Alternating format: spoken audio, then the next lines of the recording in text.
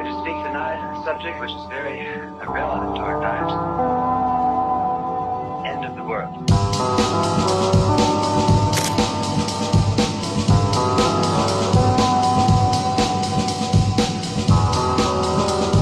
It is later than you think.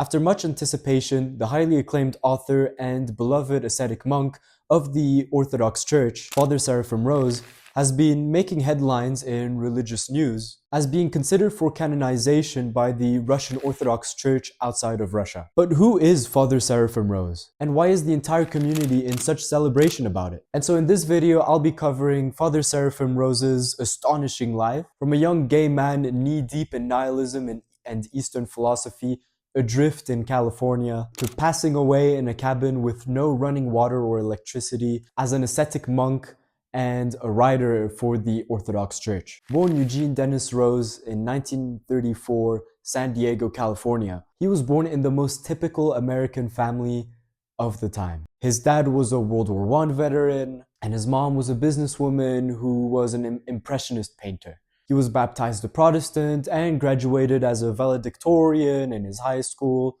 Somewhat banal.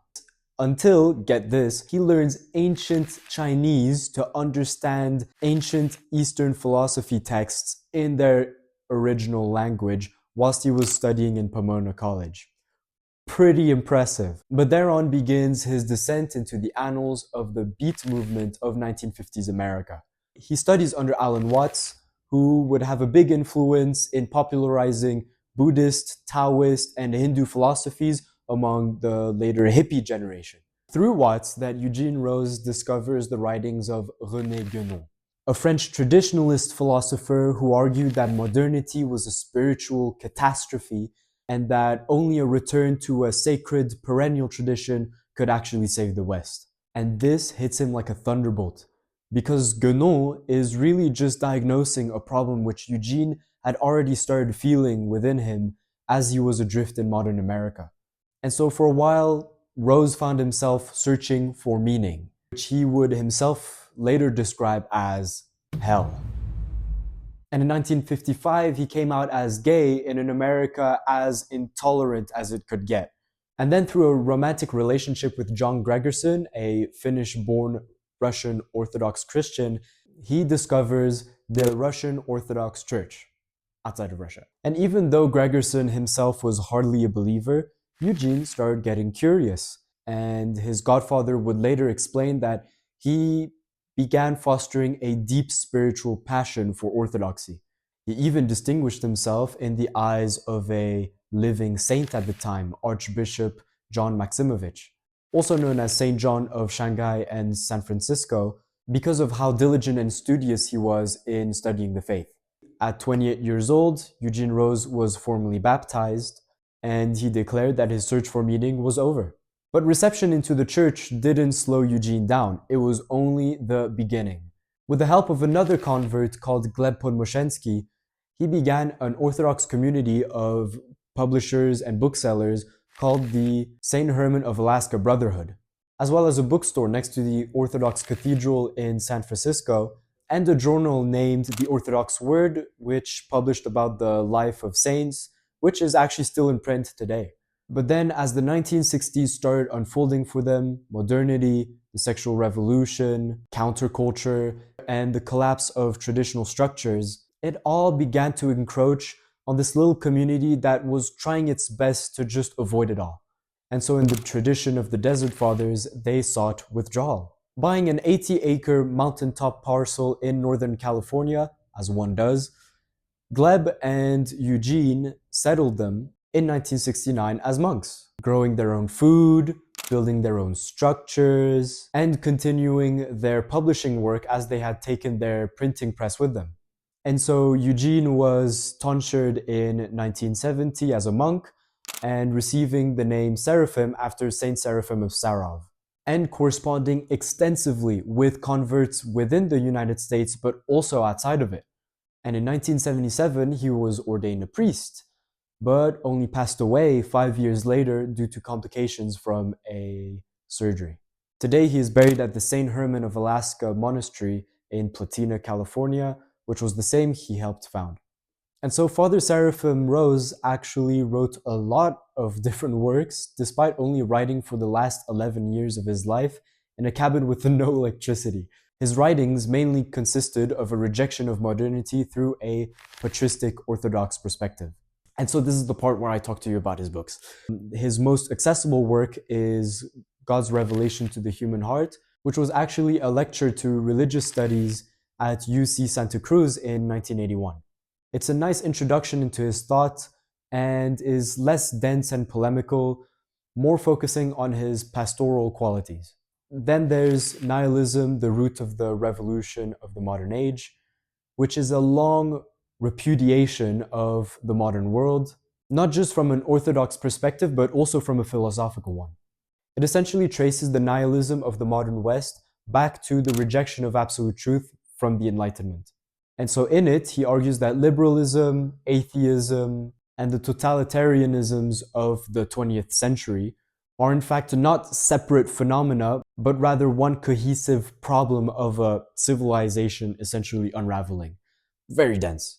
And then there's his most famous book, Orthodoxy and the Religion of the Future, which focuses on a systematic rebuking of all the spiritual movements of his time, like Eastern religious syncretism, basically the hippie movement, the New Age, but as well as UFO cults, and even charismatic Christianity, so those big Protestant megachurches. And so he argued that despite their surface differences, all of these spiritual movements actually represented a single counterfeit spirituality which came with modernity and was actually in preparation for the Antichrist. And of course, he discusses orthodoxy's role in all of this and the importance of it staying unchanged. Again, very polemical, but again, his most popular work. And then there's this book called The Soul After Death, which is an Orthodox examination on the soul after death. And therein lies some controversy about this weird belief that he held concerning the myth of toll houses, where supposedly souls after separation from the body, after death, would apparently go in the sky and meet with these demons who would try to test it. Some weird thing. This became a rather big controversy. And so it's hard to really overstate the influence that Father Seraphim Rose had on a lot of Western Orthodox converts, despite only dying at 48 years old, and again, only writing for 11 years of his life. His works were so popular that they found themselves in the Soviet Union and reproduced through samizdat. And in the English-speaking world, he has become an influence for a lot of new intellectually inclined Orthodox converts. Since, after all, he wrote for seekers of meaning as he once was. Even for Eastern Europeans, his story inspires a lot of Orthodox Christians who suffered under atheist rule because he was an American who wasn't suffering any kind of tyrannical regime, but rather chose orthodoxy. But then, unfortunately, here's the obligatory controversies part of the video. Father Seraphim Rose had a couple of weird beliefs. For starters is the one about the toll houses. Essentially, this was a belief which he extrapolated from the early church fathers and some saints' visions about how once the soul passes into the afterlife, its deeds are weighed by demons before it gets to continue on its journey.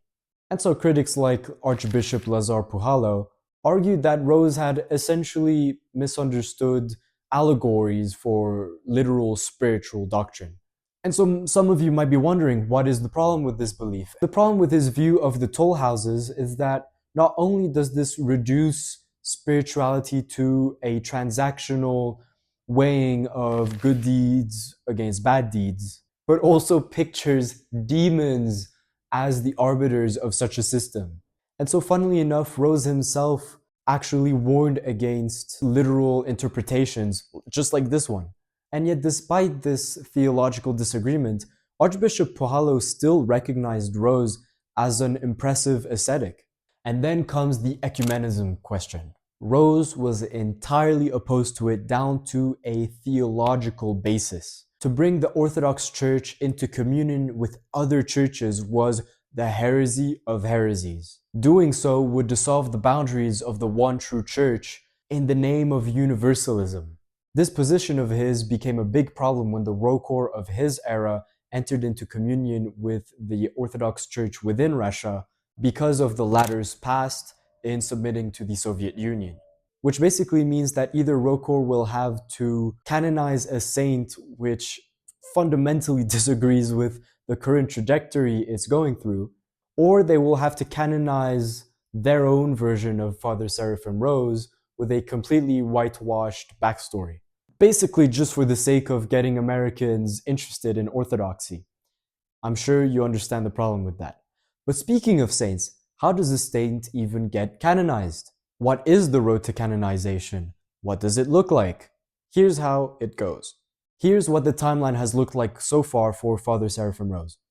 Firstly is the organic stage, where the faithful essentially venerate him on their own.